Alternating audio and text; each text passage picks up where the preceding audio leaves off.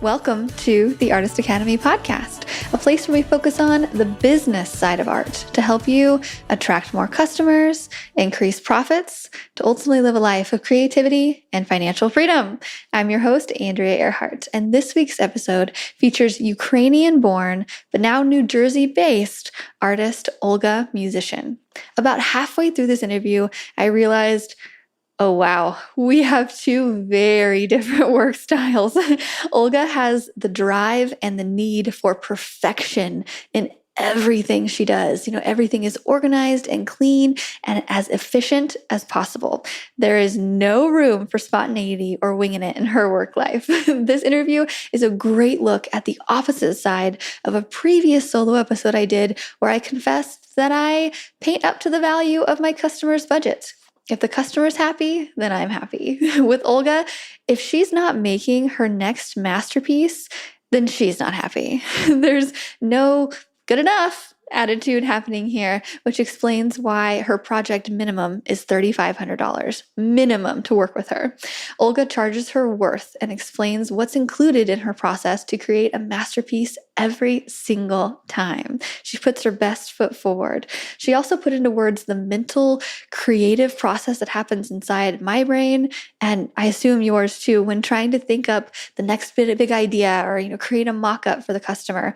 That brain roller coaster that goes on throughout a couple days or weeks of extracting that one-of-a-kind idea out of the usually stagnant creative brain for a new, hopeful customer. I'll let her do the explaining, so let me know what you think about this week's episode with Olga Muzician.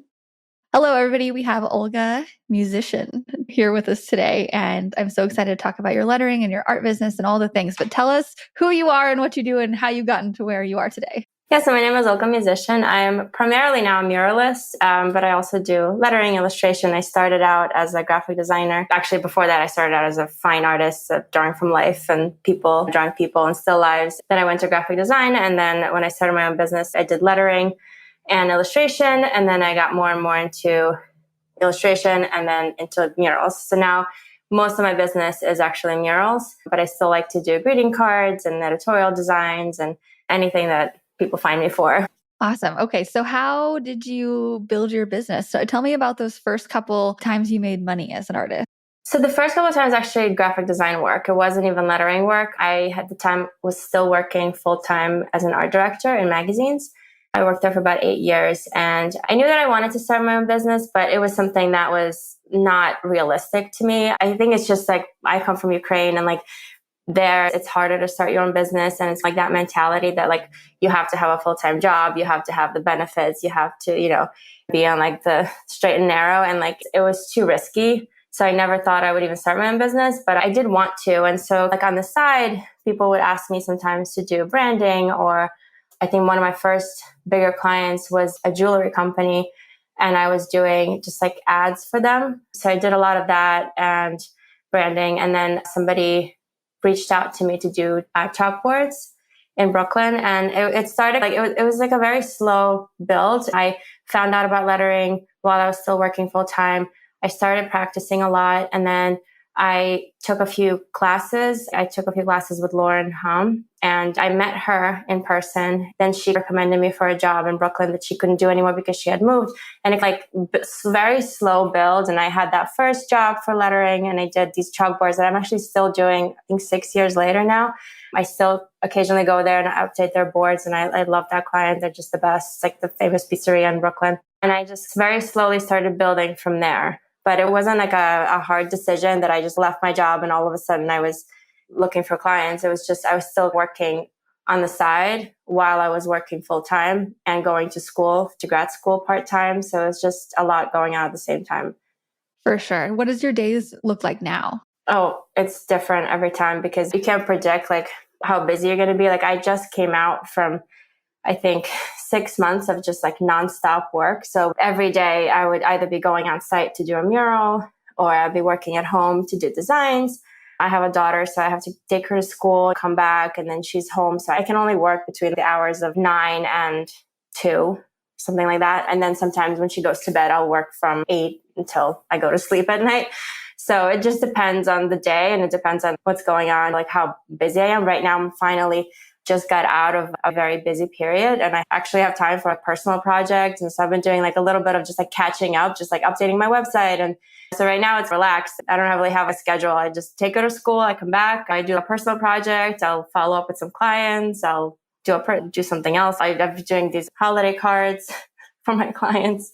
So I'm just like doing nice things that I just, organizing myself. How do you create those really cool lettering designs that you do? And has it evolved throughout the years? How do you physically do it? Do you put it on an iPad first? Yeah, a lot of times I will start on the sketchbook and I'll just do quick, really rough designs because I find that for some reason when I'm holding up a real pencil and drawing on paper, it just comes out better than if I start sketching on the iPad. If I'm really in a rush, I'll start on the iPad and then I'll just have one or two versions. But I like to have these little thumbnail sketches and then I just take a photo of them with my iPad and then I trace over it and then I continue drawing from there. But all of my work is done pretty much in Procreate on my iPad. Sometimes I'll edit the colors a little bit in Photoshop, but I rarely do that. Yeah. What does your mural setup look like? Is there any kind of tool that you use every single day or what do you bring with you? A big toolbox and like an attachment at the top and another attachment because I find that I'm just running out of space. I had this fabric toolbox that I was carrying with me. And for big jobs where I have 30 different paints, it's not feasible because I end up carrying, my ladder, then my toolbox, and then a whole box bin of my paints. And it's just like a few trips to the car. So I ended up getting this giant, like stackable toolbox so that I can put all my paints at the bottom. It's on wheels. It's going to be so much easier. It's just like one trip and I'll be able to get everything done. But I have a lot. Yeah, I use a lot of colors in my murals. So for me, it's a lot to bring because it's a lot of paintbrushes. It's things to mix paint with. It's a lot of paint, all the towels, all the buckets, it's just so much crowded in my bag.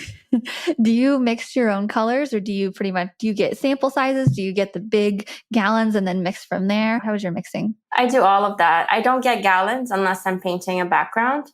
Most of the time I'll get quarts or I'll get samples, but I have so much paint. If I showed you my basement right now, you'd probably faint. It's my entire wall is just paint. And so when I have a new project, I don't like to first go to the store and just buy whatever I need because I use so many colors. So I'll go to my basement and I'll go through everything. It takes 2 hours to go through all the colors that I have to see what's close to what I need to use for this new mural. If I have a color that's close but not quite there, I'll mix it with other colors that I have. So I do a lot of mixing because I'm trying to get rid of as much paint as I have because it's overwhelming. So I do mix a lot. I feel you. Yeah, I've been doing that this past year, especially. I'll bring so many different colors. I'm like, okay, I just need to use all of these 5 greens and this grass scene over here to get it out of my studio. And then you have a little bit left at the bottom and you feel bad throwing it out. And so like you keep it, but then it just piles up. It's too much. Exactly. So you do most of your mixing before you get to the job site?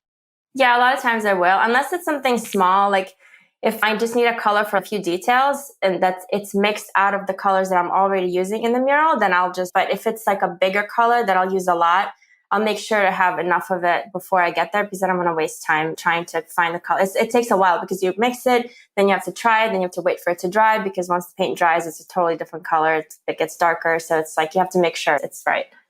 For sure. Okay. So how are you getting customers nowadays? Is it mostly word of mouth, social media? You have a pretty great social media. Thank you. Yeah, I worked very hard. I feel like I'm still working very hard to build that up. But a lot of time, it used to be all social media, but now the more murals I do, the more word of mouth I get. I get work from word of mouth because, for example, I just did 2 murals in a township like 30 minutes away from me. And one of the other business owners working in that town was eating in the restaurant while I was painting. And so she came talk to me. And then I painted 2 murals for her store. And now I am getting contacted by another business owner from that same town wanting to do murals in his new store that he's opening up. So it's just like, it's becoming more like the more people see my work, the more work I get just from people seeing it, just from word of mouth. Yeah. What's your special sauce that we talked a little bit before I got on here? What is the one thing that you do really well that we can teach these listeners that they could maybe implement into their art business? I feel like there's a lot of things, but the one thing that I thought about was that I always, and this is like, it might sound like common sense, but I feel like I always try to treat each project as like my most important project. Like no matter how small, no matter how unimportant it seems, I give it my absolute best. I do my best job. My murals are so detailed usually. And if you come up really close to it, the lines are all straight. They're all consistent. There's no little mistakes or there's nothing like wrong that you can see with it, even if you come up like this close to it. So no matter how small, like you have to do your absolute best because your name is on it. You never know who's going to see it. For example, I once did a project, one of my first murals. It was a very big public art project. It paid basically nothing, but I really wanted to get into murals and it was a huge wall right in my neighborhood. And so I accepted it. I did my very best. Still one of my favorite projects. And then one day an art director was driving by it and she works with Crayola. She works in a licensing marketing company and they do projects with Crayola. And so she saw my mural and she contacted me. And then I did a bunch of projects with Crayola and that was amazing. And that was all because I took this very small, seemingly unimportant project and I did my very best. I treated it like $50,000 project.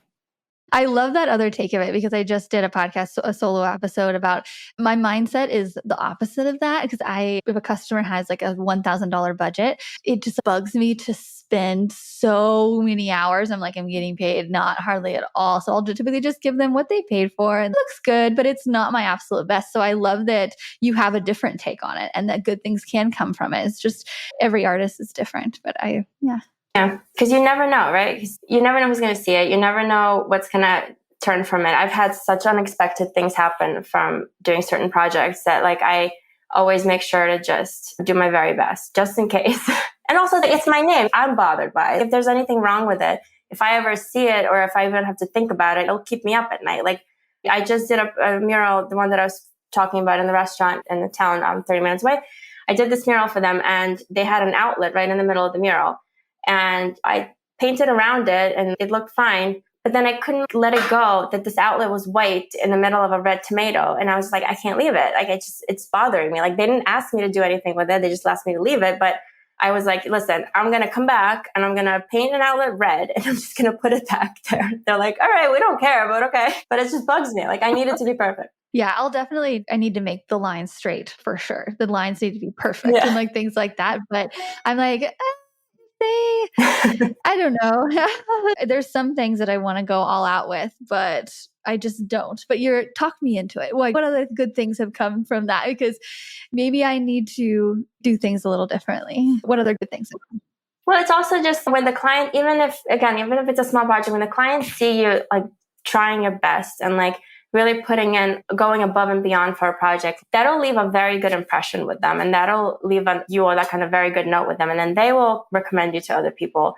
I feel like a lot of my work, word of mouth work that I've gotten was because my clients saw how hard I worked and how much care I put into the work that I did for them, that they were just like, wow, here's a recommendation to this other friend that owns a business. They just recommend me to everybody. They want to recommend me because of how much they enjoyed seeing my work. For sure. So do you give them different budgets for different kind of mock-ups? Or are you do they give you the budget first or how does that work? Depends on the projects. Obviously, sometimes people come with budgets already set, but a lot of times I have a set pricing structure for my murals. So it's by square foot and I have a minimum. I actually just did a whole mural pricing webinar on this because there's so many different ways to price a mural. And I feel like different people do it different ways. But for me, the way that it has worked was that I have a mural minimum. And so it covers up to 100 square feet and it includes the paint. It includes 2 to 3 concepts, all the paint, materials. I include everything because it's just easier that way. There's no surprises later for the clients. So there's a mural minimum. And then if it goes beyond 100 square feet, then there's a square footage price. And I try to bring it up every year. And this year I'm going to do a pretty significant jump, I think, because I just feel like most people charge more than me. And I feel like I should catch up a little bit. What are you charging right now? What is your mural minimum for 100 square feet?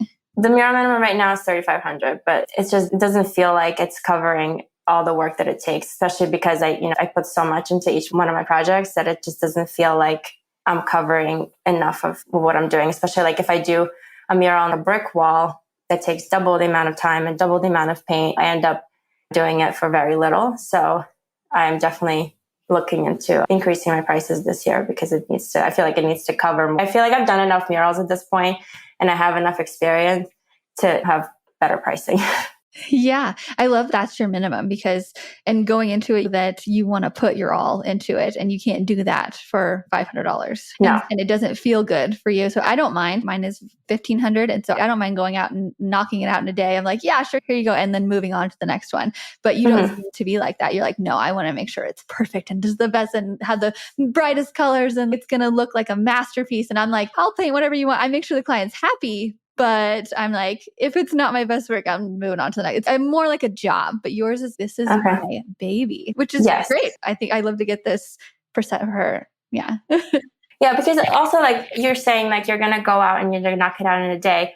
Does it include concept sketches or just going out? I feel like a lot of clients seem to think that mural pricing sometimes feels like too much for them because they feel like, oh, you just show up and you paint on a wall. And like, how hard could that be?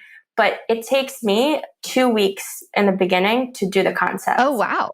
Like I try not to go under 2 weeks. Like, I mean, sometimes I'll do it in a week if it's really like I'm inspired and it works out. But what I find is that when I start doing the sketches, I need a few days to think about it and to like research and do inspiration research and, anything, maybe they have a certain brand that has to do with, I don't know, like I just did a store mural that their branding has birds and feathers and stuff. So I'll do research on feather illustrations, murals with feathers, just like to see what has been done before, what looks good, what doesn't look good. Then I need to let it marinate in my head. And then I'll just be driving like somewhere. And it's usually when I'm driving. I don't know why. It's every time I'm in my car and I think about it. And then like in my head, I start seeing like pictures of what it could be. So then I get home and I'll like quickly sketch them out. Then I'll put them into my iPad. Then I'll draw them out and then I'll have 2 or 3 concepts. But I'm not going to be 100% happy with them because I always feel like there's more that I could do. There's more that I could explore. So like, again, I let that marinate and I let it sit and I sleep on it. And then I find that like after a week and after I've already done a few sketches that I might or might not be already happy with, I will do that last one, like after the whole week has passed. And that will be like the best one. So I now have this like process in my head. And I always like, sometimes if I'm not happy with my sketches, like the first week, I try not to freak out because I now know that like after that week and after I've let them sit, they will somehow like transform into something different. And then I will make a sketch like the next week that'll be perfect. It's just, I don't know. That's not how my head works. And that's why I give it 2 weeks. I don't want to rush it because if you just get my sketches in the 2 to 3 days, like you might not get my best work. You just completely described very perfectly the creative brain when it comes to doing that. And because you're explaining this and I'm like, that's exactly it. I do that too. I'm like, she's so right. Because I just did a mural concept and I had this one idea and I was like all for it. And then last minute, I was like, instead of lines, I could just do circles and balloons. And so I made this one up and then I showed it to a few people and they're like, oh yeah, that's the best one. I'm like, I thought of this right before I turned it in. I know. It's just the same thing just happened to me. I just did a project. I don't remember which one it was, but it was like the last sketch that I did was my favorite. And that's the one they picked. And I was just like, I'm glad I waited because if I hadn't, I would have been stuck with the first batch that I did. And it's not that they're bad, the first batch, but you can think of something better once you have that initial set to think about and to let it sit for a little bit and cook. And then you have the perfect thing at the end. So true. Okay. So that's why it takes 2 weeks to do the sketches. Then it takes a few days to prepare for the mural. Then it takes a few days to paint the mural. So it's a long process. And if I'm going to spend all that time in a month, I can do maybe 2 client jobs, depending on how many murals each one of them has. Then I can't charge $1,000 per mural because then it's just not going to be making anything. Yeah. Do you tell the customer this, like a short version of this creative process? So they're like, why is it going to take 2 weeks for you to get this back to me? Yeah, I try to, if people have a problem with pricing or if they really want to know what the process is, I do explain it to them. Not in this much detail, but I do say that it takes 2 weeks to do the sketches and it takes this long to paint. And it's all in my proposal too. Like when I send the pricing proposal, my whole design process is outlined and it says how long each process takes. Each phase, not process. Okay, you're inspiring me to give myself longer on the creative process too. Never really connected the dots with it. I typically tell people I want to get a sketch back to them in 7 days, mostly because I don't want to keep them waiting, but it's not about them. It's about me. It's about me and my creative process, and it's going to be better if they wait. So maybe I should communicate that with them. And I should say 2 weeks instead of one. Yeah, you'll find that a lot of people are not in a rush. Like it takes a while and it's okay, but you're giving them a custom job. Like if they ask a woodworker to create a custom built wooden table with chairs for them, it's going to take them a while. It's going to take, I don't know how long it takes, a month. It's not going to take 7 days. Like it takes a while because it's custom. It's geared, it's specifically made for them, for their space, with their brand or their interior in mind. Like it takes a lot. It's a big job. Yeah. What are the questions you ask your customer for trying to get out whatever image they might have in their head, or ideas that they have, or concepts? And then how much creative freedom do they give you typically? It depends on the client usually. So the main questions I ask are obviously, how big is the wall? How big do you want the mural to be? What material is the wall? Because price will vary based on whether it's like a brick or concrete or sheetrock wall. And I'll ask them about their brand, about their, whatever it is, store, restaurant, or wherever I'm working. I want to know what it looks like inside. What are the wall colors? I want to know what the furniture is going to look like. If they have an existing brand, because a lot of times that'll help me decide what styles and what illustrations to use or what colors to use in their murals. Those are like the main questions. But then to get ideas out of them, it really depends. Sometimes people come with me with very specific ideas. Like I have this one client that was like, this is exactly what I want. She sent me the pictures, reference images, and she did not want anything that didn't look like that. Like it was like very, like I almost had to talk her into I can't copy it. I really can't like do the same thing because that wouldn't be my work. Like I have to make it my own somehow because it's just too specific. Like I can't exactly, it's copyright. So that was like that specific. And some people come and they have absolutely no idea what they want. And sometimes it's very difficult because a lot of people will not have an idea. And then they'll say, oh, I trust you. Do whatever you want. And now I take that as like a red flag because most of the time, the people that say that, they say, do whatever you want. You will do whatever you want. And then you'll send them the sketches and all of a sudden they have a very specific idea of what they want. And it's not what you sent them. And I can't read your mind. So I try to get as much out of people now as possible. If they really don't know, I'll send them a mood board and be like, okay, here's some styles of murals that I've done or I've seen that I've found. Which one of these speaks to you, or which ones of these do you think will work for your space? For quotes, I'll usually find those unless they have a very specific idea. But a lot of times I'll send them a list of quotes based on what they're looking for. So I just did a fitting room mural. So the owner wanted quotes that would like inspire confidence in women. So I just researched different ideas of quotes like, hello, beautiful, or you look great today, things like that, just like confidence boosting quotes. And so I'll send her a list of 10 to 20 different quotes and we'll just pick a few and then I'll go with those. Yeah. And as for like design ideas, it depends on who's coming with what ideas, but I'll typically do a mood board for them just in case if they really don't have any clue what they want. Because at this point, like if somebody tells me do whatever you want, I don't start the project unless I know something else. Because there's always something. They just don't know it yet. You have to try to find it. Yeah, for sure. Okay. A mood board. What does that consist of? Because I've been sent a couple. I've never done one, but I've been sent a couple from interior designers and they have a bunch of different things on there. What's on your mood board? It depends. Again, it depends on what I'm looking for. But a lot of times it'll be like either my previous projects just to get a style idea or that, and like mixed in with different pictures that I found on Pinterest. It could be different type styles. It could be different mural styles, just murals I found that kind of look like what they're looking for, just to get an idea of, are they looking for something really realistic? Are they looking for something really comic book? Are they looking for blocky type? Are they looking for scripts? Just include different things just so they can look through it and see what will work the best for like their vision. And I'll group them into styles. It won't be like a mood board with everything. It'll be like one mood board is like really colorful, script, girly, flowers, whatever. Like that's one. Then the second one will be like blocky and darker colors or moodier colors. Just if they really have no idea, like this is how different they could look. But the mood board is like pictures, colors, maybe sometimes colors, sometimes photographs. It just like depends on like you're trying to build a mood and show the style that the mural will be. Okay, I gotcha. I think it's a really great way to have a customer visually see what they want, because we can have an idea in our head and be like, do you want girly in there? Our version of girly is not their version of girly, or the level of exactly with it. So the visuals, I love that. Yeah, and like for example, if like I just did a mood board, like if they want to include people in the mural. There's so many different ways to illustrate people, right? It could be just blocky kind of shapes. It could be a more realistic person with clothing and all that stuff. There's different types of illustrations for that. So I'll do the mood boards for those different types just so they can tell me because some people can't explain what they're seeing in their head. They have to see a picture of it, and it makes it easier to gear me toward the right direction. Yeah. Have you ever had a customer not like a mural when it went up and they request a bunch of changes afterwards?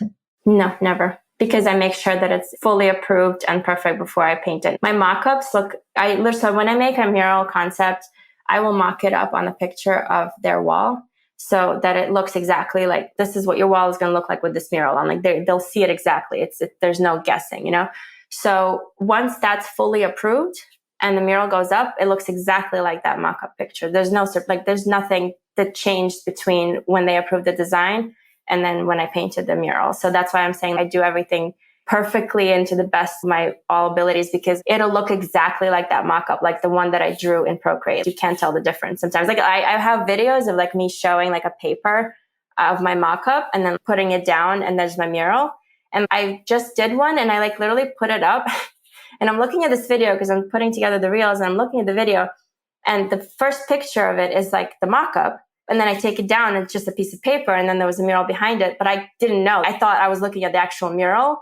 And then when I took down the paper, I was like, oh, like I was surprised myself because that's how they look exactly the same. So that's why once I already paint it, like the client knows what they're getting. They're never disappointed in what they're getting. Love that. So if anybody's listening and you're scared that a client isn't going to like it in the end, or you've had a bad experience with, that's your answer. Make it exactly like the mock-up, which takes a lot more hours into the mock-up.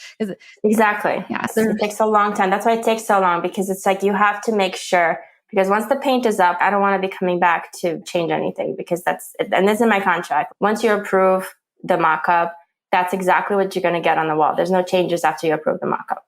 Are you like this in real life, for like other than the business life? Are you like everything must be perfect? And I like it like that. Really? Yeah, I get that. That's why I'm like that in my business, because I'm such a perfectionist and everything else. I have to make sure everything's organized. Everything is like perfectly clean. Like I reorganize my work closet like every few months because it just bugs me if something's out of place. So I'm very like OCD a little bit about it. Yeah, I could tell. This is just a great example of two very different people. I'm very messy and I don't like a schedule. Nothing, if things aren't in place. And I'm just like, I treat my mural business like that. And I have gotten burned a couple times because I was like, just trust me, it'll be fine. Now I'll ask enough questions to know for sure that I'm giving them the right thing. But the idea of sitting down and creating an exact perfect design on Procreate sounds terrible to me. I'm sure it would save me so much more headaches and my clients would love it. But I'm like, oh gosh. Wait, so how do you present sketches to them? Or Yeah.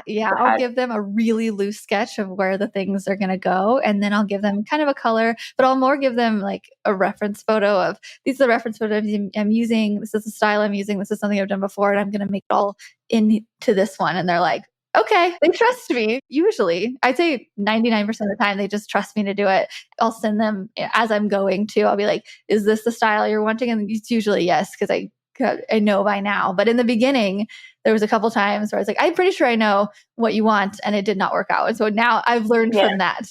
but yeah. Yeah. I feel like for me as a perfectionist, like that, there would be like no worse feeling than like somebody being disappointed in my mural or something being wrong. That's why I try to make it like as perfect as I can, because it not only helps me to just be at peace with it, but also prevents any like disappointment or like client unhappiness later, because I wouldn't be able to deal with it. That's fair. Okay, so for my last question here, what we typically end with this question: what is your best advice for somebody who is just starting out in the very beginning and they're like, I want to be like Olga. I am a perfectionist just like her. I totally relate to this and I want to get to her level of having a $3,500 minimum and doing murals like she does. What's a good starting point? A good starting point for murals, or a good starting point for the type of work that I do in general? Maybe just general. It's different. So in general, I would say it's honestly all in practice. When I started doing lettering and illustration, I was so bad at it. Like I was good at drawing. I can draw a portrait. I could draw still lives. I was very good at painting and drawing. But when it came to actually drawing letters, I was terrible at it. And even looking back now, I'm like, wow, I cannot believe how bad I was. But I decided at one point to literally practice every single day. No matter what it was, I had to do a tiny thing, even if it's just one letter. I had to do something every day for a year, and I had to post it.